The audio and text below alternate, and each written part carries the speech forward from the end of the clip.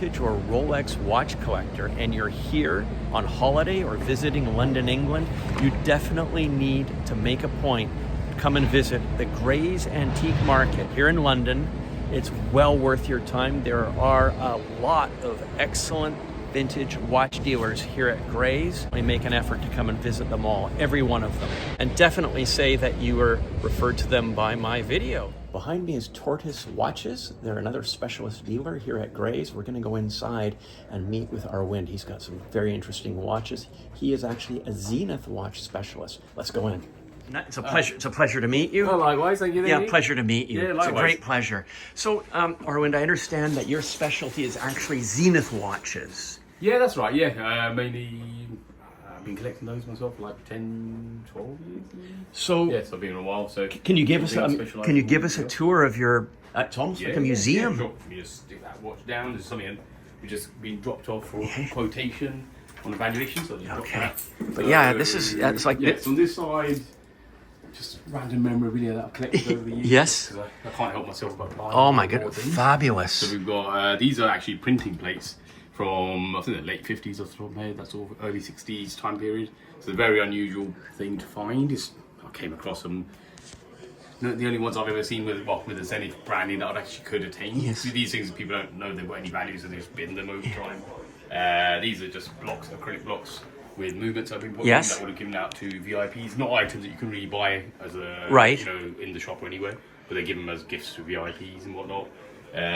Over here, there's a lapis clock from Zenith from 1920s or so, that time period. So it's 925 silver, the metal parts are, and then the stone is lapis. It has got a couple of fractures in there, but it's a pretty old object. Yes. That's pretty normal.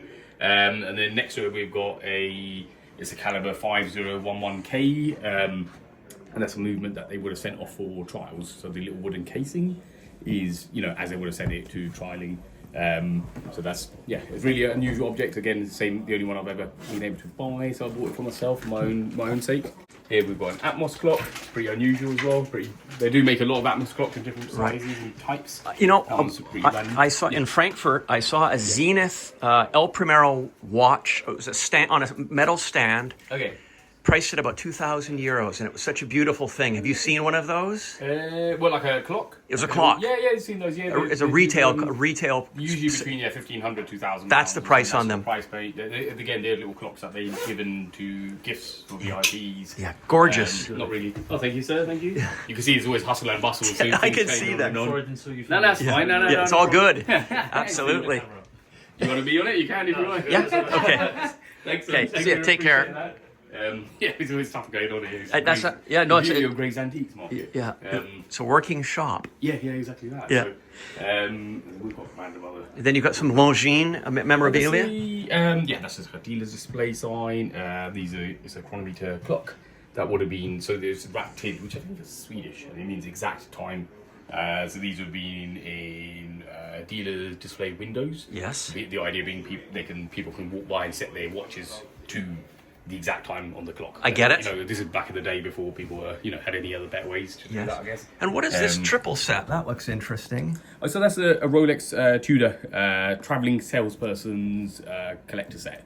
So they would, this is, I guess, before the time of the internet, before the emails and photos sent around. So the traveling salesperson would have that little case to show retailers of, the latest movements coming out or little dial options, and my understanding is then retailers could order based on how they configured them. Yeah, fantastic. They're shown around. It's a really unusual object, actually. I've never seen such an object like that. It's the only one I've come across myself. I priced it, I think, pretty fair. Well, there's 3 watches in there. That's the thing. So I've had a few offers from dealers that want to buy it to then take them out and put them into watches. No, you can't be doing that sort of shenanigans. So we give you, above board, and sort of not. It's not the sort of thing that someone's going to buy for their first ever Rolex. It's a collector's niche sort of area. But these things, I really like them. It's like makes it objects which you don't see anywhere else, sort of like a museum, but things that I bought for myself and wanted to show them off to people that come by. Exactly. It's cool things.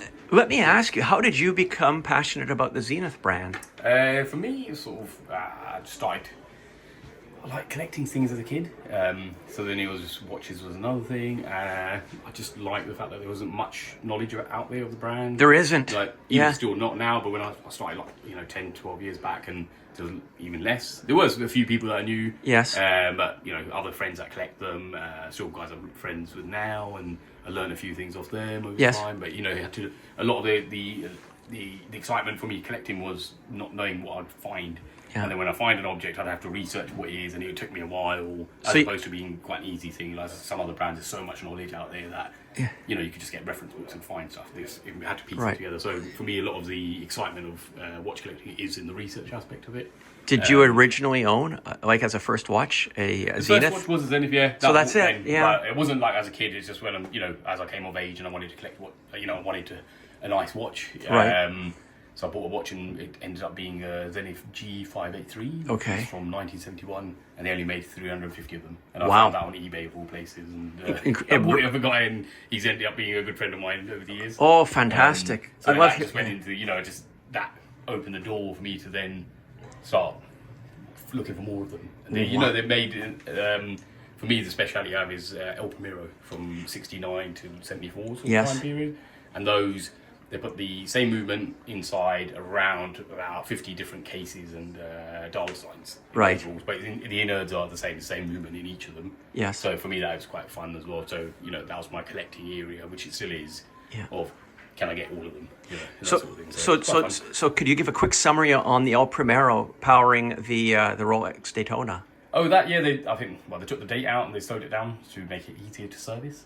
Yes. And it's quite interesting actually, because thanks to Rolex taking them for the Daytona, it sort of saved the brand. Yeah, put it on the radar big time, maybe.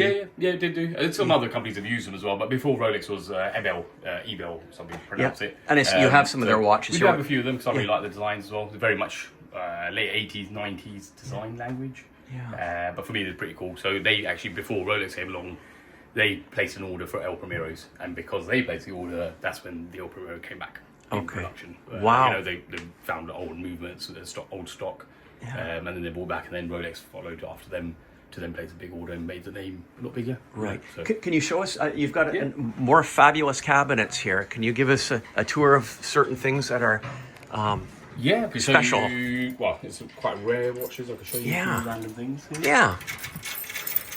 So. It's a pretty cool watch actually. So it's an Omega, it's a Constellation in 1970s or so. And it's 18 karat gold, the whole thing. So it's pretty hefty weight to it as well.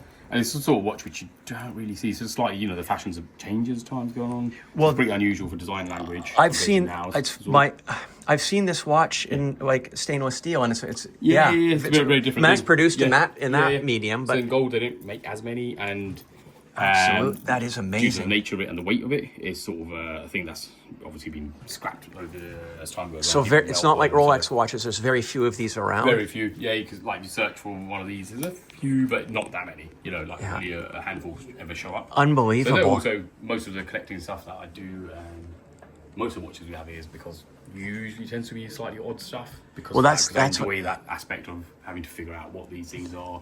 Actually, there's a reverso here. This is the reversos from early 2000s. This one's actually from 2000, I believe, and it's a memory function. So on the other side, it's a flyback. So it's a 60-minute counter. Well, yeah, it's pretty unusual. It's a slightly smaller case size, a medium case. But these are lovely things. They are lovely things. Like nice tactile. Yeah. What else do we have? Well, whole selection of stuff. What is the watch? There's one for 775 there. This has a nice King Seiko. Which okay. Quite recently. So it's rather simple dress watch. I'd have to check the year again actually to be sure what the year is. But it's looking 80s maybe. I think it's earlier than that. I think it's like late 60s, early 70s. Okay. My time, but it's got a date code on the back, so I can always double check that. That's a nice looking watch. It's all. I forget things off the top of my head. But we have it all written down, and not most, but maybe a third of the watches here are on the website and online. The others we have here. I'm very much a believer of talking to people. Absolutely. Well, that's the whole purpose of doing this for people to see. It's much nicer in person to sell watches and meet people. Exactly. And, sharing knowledge. It's much more fun. Obviously, online we do it because that's where the world is. Right. We do ship everywhere around the world because of that. I just enjoy in person. But you've got a lovely display. I'm just. There's some really cool stuff. I've showed you like this sort of thing. It's a Favre Luba. It's 18 karat gold, just a simple ladies watch. But again, the sort of thing that gets scrapped completely is because it's just 18 karat gold, so it's quite a hefty weight to it. But it's a brand that's now been revived as well. So these sort of things I do enjoy because it's unusual, slightly objects. Absolutely. But then again, we do have more in-demand stuff as well that people want to buy. Right. I mean, my goodness. Yeah. So for the Rolex obsessed, I saw. Okay, you have we have an Explorer 2 here. Yeah. That's from white the face. early 90s. That's a really nice condition as well.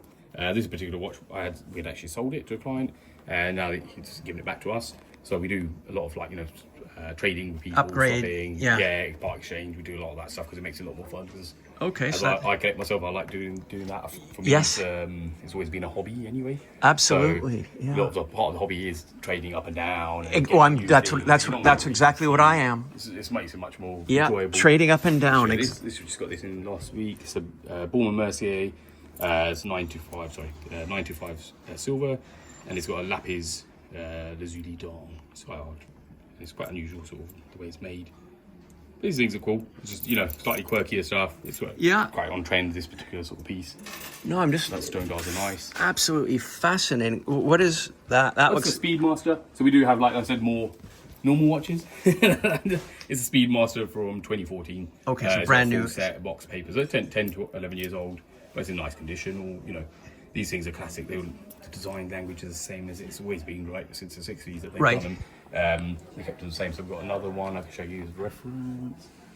It's up here. So I think this one's from 68. That one there's a CB case. Oh, 68. But you can see it's like they're the design. You can see the genetics. Like 50 years later, so they've kept most of it. They sure have. Language there, so it's pretty cool. But then obviously the older ones trades a lot more expensive than the slightly modern ones are. But these are the modern ones, a bit more wearable. So just so people know, is it a factor of 2? Yeah. It is essentially a factor. If not a bit more. Even this one's a CB, so it's quite an unusual sort of case for a Speedmaster. You can get vintage ones from the 60s for similar price to the modern ones as well. Yes. But this one's a bit more of a quirky one. There's not as many made, so I get it's it. more of a premium, and it comes with the original bracelet, right parts. So this has all the correct parts as it would. So one thing we're very particular about is having vintage watches with factory correct parts. Right. So we won't necessarily have anything changed. It's all nothing aftermarket. Right. We keep it all as it would have in theory left the factory. Obviously, I can't guarantee it would have left the factory because I wasn't the original buyer. So parts will get changed, things wear out. But we're very much of that collecting mentality of trying to keep it as original as we can. Right. And we don't really change anything. So we give authenticity is very important to make sure that we get the right stuff for everyone. Now I know we've got little time. I see a few more Rolexes here. Maybe is it okay if I point the camera in this general direction? So I see you've got some presidents. Open that. Absolutely. I'll stand clear. So this side's more vintage than we have at the other side. You see some very unusual pieces in here as well. Wow. Whatever you think is, that's the one I was. Rolex Day Date. It's quite hard to make out because our lighting in here is a bit dim. No, it's actually very good light. Oh, okay. And there's like an electric blue dial with a bark finish. I believe this is 81 off the top of my head. Would that be considered a Buckley dial or not necessarily? No, I don't think so. No, Buckley we have like more Roman numerals. Roman numerals. Across instead of the indices. Okay. Instead of these are the applied markers. So it's pretty cool. Yeah, that is 18 neat. karat gold. Here is actually a really unusual one. So it's an Omega Speedmaster Soleo dial. So it's a grey, blue dial, like bluey grey. It's a sunburst finish. Whereas these normally would have a matte black dial. Okay. So these Soleo dials, as far as I understand, is like around 20 in the world known. Really? So 20 of those known. Thereabouts is my understanding. Yeah, and we have we're a very good watchmaker here. His name's Simon Vries. Yes. He's an Omega Speedmaster vintage guru, so he checks so this is for us, helps us authenticate them. I do a lot of that, but then we have like actual qualified watchmakers assist with that process as well. So we make sure every watch goes through quite a few processes. What an rigorous testing, make sure they're all running right, so we give a warranty, and it's a very unusual watch, very cool, very design. Absolutely. So this is it's pretty cool Lakuta Shark. That's from the 60s, and that's very nice condition. Really beautiful sort of case. We've got a full set with it, so it's pretty cool. It is different. Very different. Yeah, it's really nice. And we also, what else do we have here? I'll show you this. This is actually pretty cool. So this is actually, you know, we mentioned the first ever Zenith I bought. This is the same reference. Oh, is it? Let's have a look at that. This isn't the actual watch, but this is the first of the same model. It's got a little hang tag. That's in new old stock condition. So actually unworn. Is it show there? Is it gold filled or gold? Actual 18 karat gold, yeah. So it's really neat. It is fantastic. What year was this date from? This is 71, thereabouts, 1971. That is absolutely something else. Yeah, that's really cool. So we've got that one. We also have the same watch in a worn version as well, which is over here. Let's have it. Is it right there? Yeah, this is the same watch, same model. But then so that's very lightly worn, this one. This was also it is lightly worn. The one I've got, my personal one, that first ever watch I bought, it's very worn. Okay. That one I'm keeping, so you know. But yeah, so that is some things we have like that. What an amazing. This is Zenith as well. It's a Port Royal, and you can see here it's got the. Can you see the blue wax? Yes, so I that's, do. It's a new old stock watch, so it's never been worn. So the wax would be applied when these watches left the factory. So you know when they're in transportation. Yes. They don't get scratched by hitting each other, scratching each other cases. So the blue wax was there. And the retailers would just rub the wax off, or if they sell them like this, if you wear the watch, the wax comes off relatively easily anyway. So that's new. Is that a gold watch, or is it? That's 18 karat gold. Pretty hefty weight. It's around about 135 grams. Okay, so serious heft there. It's a fair amount, yeah. And it's a full calendar, so you got the day, the date, the month, moon phase, complication, and a chronograph all in one thing. It's interesting. Very much 80s design. So this is more like an Ebel style language, slightly. Similar. They're similar price point. Yeah, this one's much rarer than that. Is my, they made these maybe 70 to 90 pieces. Oh my goodness. Rolex.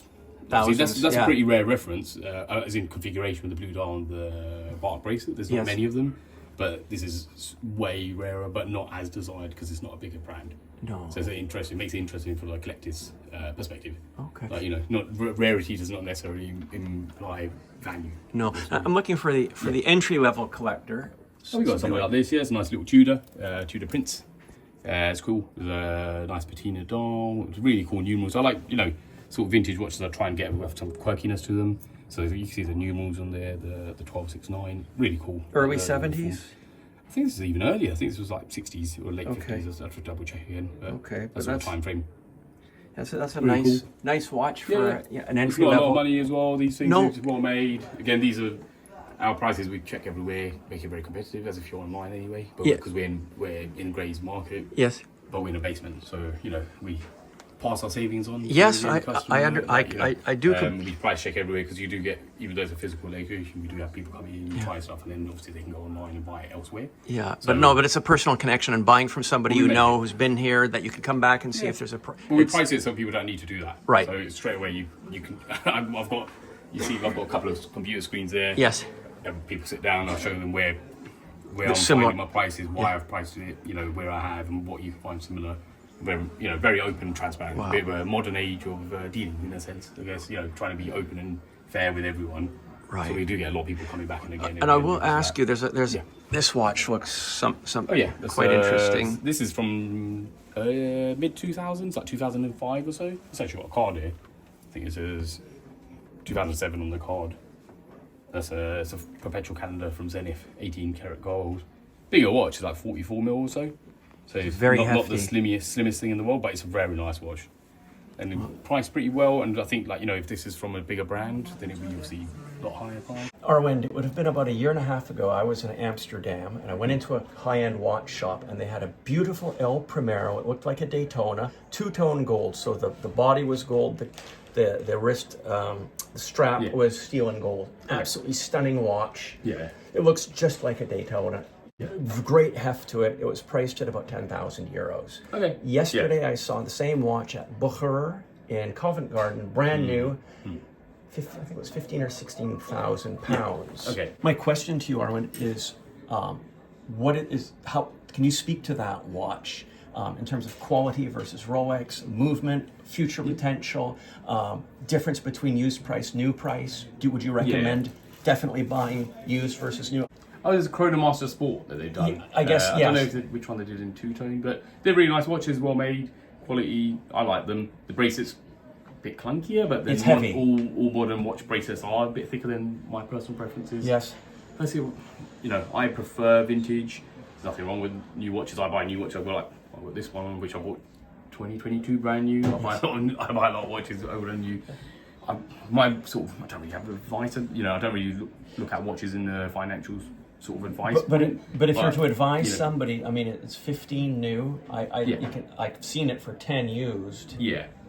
Personally, good saving. It depends on what the occasion was. If I was buying just for the sake of it, and I think if it was me and I think I'm going to sell it soon enough, then I'll just buy the used version. Yes. But if it's like to mark a birthday or an occasion, then I buy personally new because I know I'd had it for longer.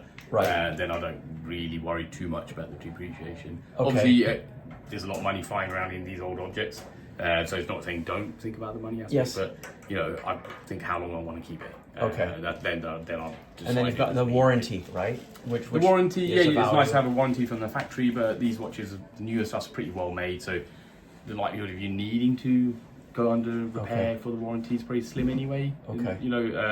And if you did, you can always there's independent watchmakers out there that do stuff pretty well. Right. So we use a guy here and we take repairs in for people. Yes.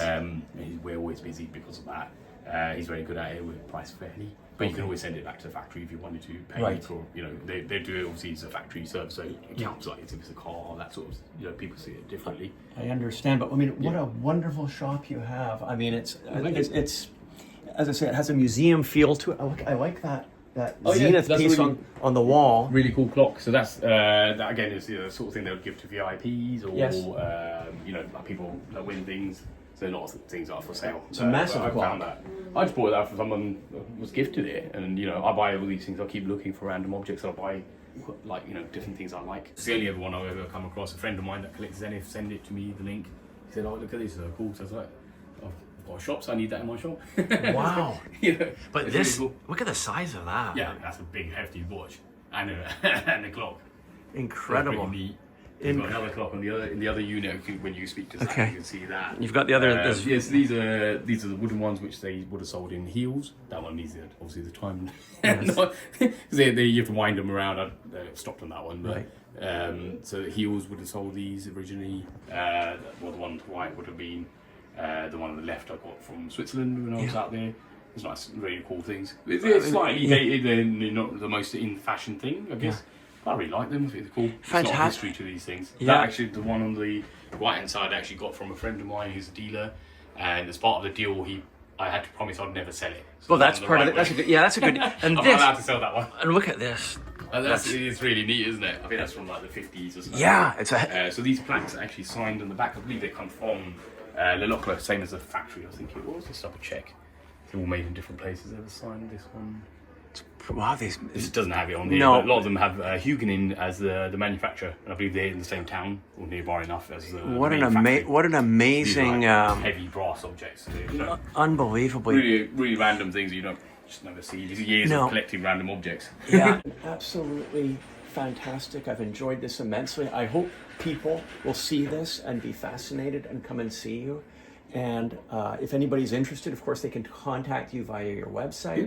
They can contact me. I'll put you in contact and do my best. And I'm just hoping it'll bring business to you and interest and people that you'll find interesting. Yeah, great. Yeah, thanks for meeting you. It's a real pleasure. It's a great pleasure. I mean, I've just enjoyed it. A lot of fun, actually. Yeah, it's nice to meet a nice, like-minded individual that likes me to watches as well. Absolutely. And as I say, I'm new to Zenith, so I really appreciate your being a Zenith specialist. There's a lot there, so it's a slippery slope. You get into the branding, I know. It's a big rabbit hole. It is a rabbit hole. Thank you so much again. I appreciate it. All the best. Yeah, thank you. Take care.